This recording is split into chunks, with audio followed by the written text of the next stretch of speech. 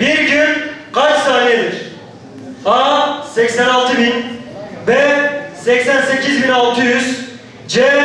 86.400, D. 84.800. Şıklar 86.000 A şıkkı, B şıkkı 88.600,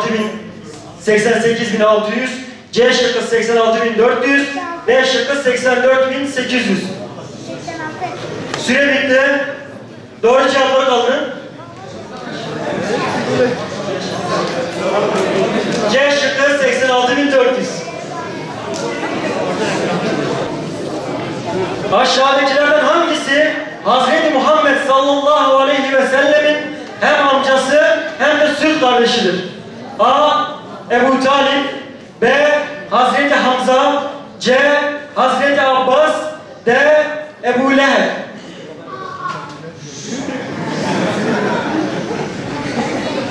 Asr-ı evvel ve asr-ı sani nedir? A şıkkı Hicri 1. ve 2. asır. B şıkkı Peygamberimiz sallallahu aleyhi ve sellemin bisetinin 1 ve 2. asrı. C şıkkı her şeyin gölgesi bir misli olduğu zaman asr-ı evvel, 2 misli olduğu zaman asr-ı sani. D şıkkı asr-ı evvel öğleden önce, asr-ı sani öğleden sonra. Süreniz başlamıştır.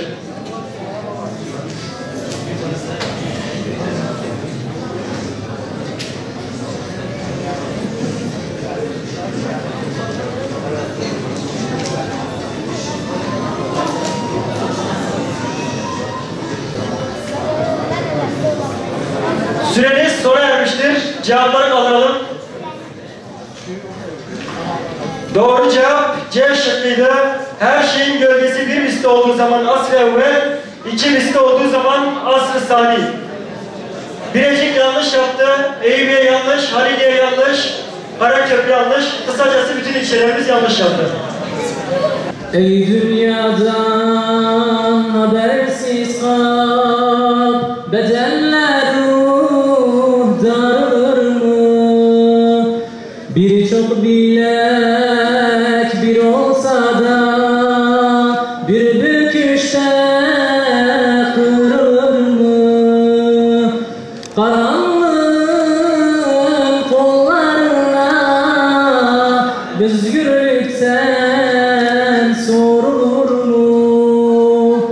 Sen Muhammed Mustafa'sın, sen ki nuri dilarasın, gözler cemaline kansın, bir kere göster yüzünü. Sen Muhammed Mustafa'sın, sen ki nuri dilarasın, gözler cemaline kansın, bir kere göster yüzünü. Kendini Allah'a adamış biri, azizimiz Abdülvehhab Hoca'dır. Kendini Allah'a adamış biri, azizimiz Abdülvehhab Hoca'dır. Ey kılıç ve merhamet, Peygamberi Muhammed, mümin yerden kaldırdı sancağını Can Ahmet. Ey kılıç ve merhamet, Peygamberi Muhammed, mümin yerden kaldırdı sancağını Can Ahmet. La ilahe illallah Muhammed Resulullah, La ilahe illallah Muhammed Habibullah. O inanır ey yüce Bilal'ı, canlara canandır en büyük yüce Allah, en büyük yüce Allah.